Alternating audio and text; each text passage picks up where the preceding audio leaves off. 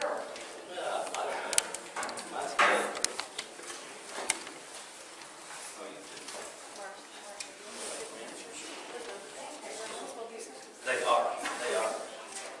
Okay, just a reminder, folks, if you do have a question, please put them on the paper and pass them up to Nancy during our question session, and we will get into the candidates. Okay, so let's start with our county commissioner questions. Gentlemen, insurance is a very big and costly issue for the county and its commissioners who have to wrangle with it. What are your thoughts on how to provide employee health insurance without breaking the bank? Tom, we're going to start with you. Like we talked about a couple nights ago, for those of you who weren't there, at one time the county was spending budgeting approximately $1.2 million for the employees' insurance. The proposal that's coming down the pike now is $405 a month per employee, and they're basing that roughly on 150 employees, which brings that down to somewhere around $730,000 some change. Steps are already being taken in the right direction to bring that figure down. I don't know that you're ever going to get it under control. You know, employee health care is one of those costs you can never predict. You can have a major incident with an employee, and soon you're in over your head, and your expenses are very large. I don't think it's something you're always going to be able to control. I think you can just set guidelines in place, set a budget in place, try to go by it as best you can. But I do believe the benefits for employees are very important. I've talked about it before. You know, these aren't $100,000 a year jobs we're talking about. They're not $50,000 a year jobs. These are jobs that are anywhere, give or take a few $1,000s, somewhere around $30,000. Benefits are important, and with benefits, bring good employees and good people. Okay. Preston, what's your thoughts on what I'd like to say this time is that I think the county is going in the right direction this time. You know, putting the bids out to different companies, and like Tom said, it's $405. It's only going to take care of the employee themselves. It's not going to take care of no family deal. But I think it's like he said, he's going to put issues in place, policies in place, and just try to come up with the bidding, put the bids out there to different companies and see who can come up with the best deal. Okay, gentlemen. Next question. What do you see as the most pressing needs for infrastructure or capital projects for the county? And we'll start with you, Preston. Okay. As I said the other night, I think right now one of the big things for our county is safety. You know, like our courthouses, just like I said the other night, you go in our courthouse, you're not safe in there really. I mean, the bailiff wears a gun, you got so many doors to come into the courthouse in the basement, you got them coming up north and south side. You know, there's nobody there protecting those doors at all. And then another thing for our safety at the county is, and another thing I should say though, that there's nothing being done because it's been going on forever. You know, these doors has been sitting there, nobody guarding them or anything else. They've got a metal detector upstairs, you know, but you know he's coming through with something. But another thing too is like our roads out in the county where they're breaking down and everything. You know, that's going to be a safety hazard one of these days. You know, somebody's going to fall in a hole or something like that. Okay. Tom, how about you? What's the most pressing needs for infrastructure or capital projects? As far as capital projects, I don't think about something as far as new construction. When I think about capital improvements, I think about maintaining and improving what we already have existing.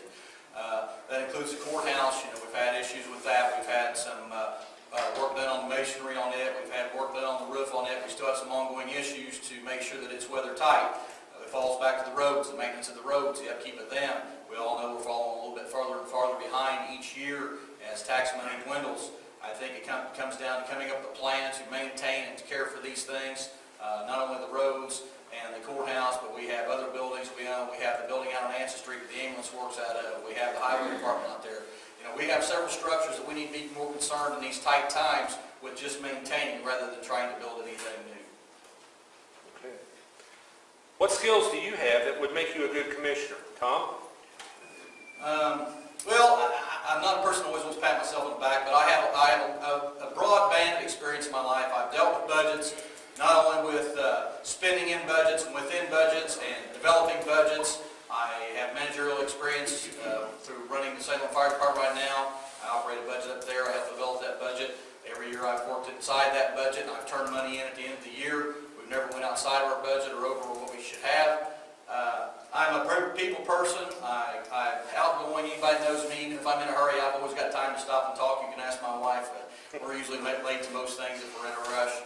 But I enjoy people, I enjoy the community. I stayed in Washington County, this is where I wanted to stay, this is where I wanted to raise a family. I love the county, I love the people in the county. I just believe I can be a good commissioner and have the experience and the knowledge and the know-how to make good decisions. Okay, Preston, what will make you a good commissioner? Okay, first of all, I'm a 28-plus year public servant of Washington County, so I know what's going on in the county. I've been out and about to see what's going on. I've talked to several people. Also, this was my 28 years was a reserve officer, and I've been a full-time for 11 years now. But I was with Kimball Office Furniture. I was a problem solver and a negotiator there. I dealt with budgets at Kimball. I had to help with the budgets because I was always running a department or I was running several people. So I have the experience, like I said, I'm a people person, and I can do it. Why do you want to be commissioner, Preston? I want to be commissioner because, like I said, I'm a problem solver and I'm a negotiator. And I can do that. I work well with other people. I can work real good with the other commissioners, the council. You've got to work with those people or you're not going to get anything done to start with. And I just think that I'll make a good one because of my skills and everything that I have. Okay, Tom, why do you want to be commissioner? I believe in public service, which I'm active in very much so now through the fire department. I believe in giving back to the community. I enjoy being part of organizations and decision making. A lot of time I spend now, we do things through the fire department, we give back to the community, we do the fire prevention, we do other things. I've been in several other organizations. I'm chairman of the county LEPC right now. I've sat on several other boards. I believe a person, you always hear people, everybody wants to be negative about things. They want to talk about how bad something is or pessimistic about what this is coming on. I don't believe that you're a person that has a right to talk about this and that in a negative way unless you're willing to step up, step forward, do something about issues that come up, and be a person that wants to have a positive influence on things and push forward and make things better. And that's why I want to be a county commissioner. Okay, gentlemen. What are the three most important differences between you and your opponent without bad mouthing? I don't have nothing. I think I'm taller than Preston. Yeah. I have 2 more pounds too. No, anyway. And Tom, you are first. Oh, I am first. You are first. What is it? Read that one more time. Go ahead. Yeah. Read that one more time. All right. What are the three most important differences between you and your opponent about bad mouthing? I do believe I have more experience as far as the managerial budgets. Of course, I work in the family auction business as well. We run that. I run my department in the city. I do believe I have a lot more experience as far as managing people, setting policies. I do that on a daily basis, and along with budgets as well. So I would say probably the biggest advantage I have over Preston is probably experience in those areas. Okay, Preston? The only thing I have to say about this is that he doesn't have more experience in managing people because I've managed high as 46 when I was at Kimball. But another thing is that I've been a public servant for 28 years, so that gives me an edge. Another thing that's really going to give me an edge is that if I'm lucky enough to get this, you voters will put me in, I'll be a full-time commissioner where that he can't be. Who says I can't? Anybody? Quit my job. I'll tell my wife, but you never know. Nancy, you have any questions? Anybody testing? No questions up? All right. I think we just wind them up and let them keep going. We can be here all night. All right, gentlemen, with that, I am finished with my questions. Thank you very much. Yeah.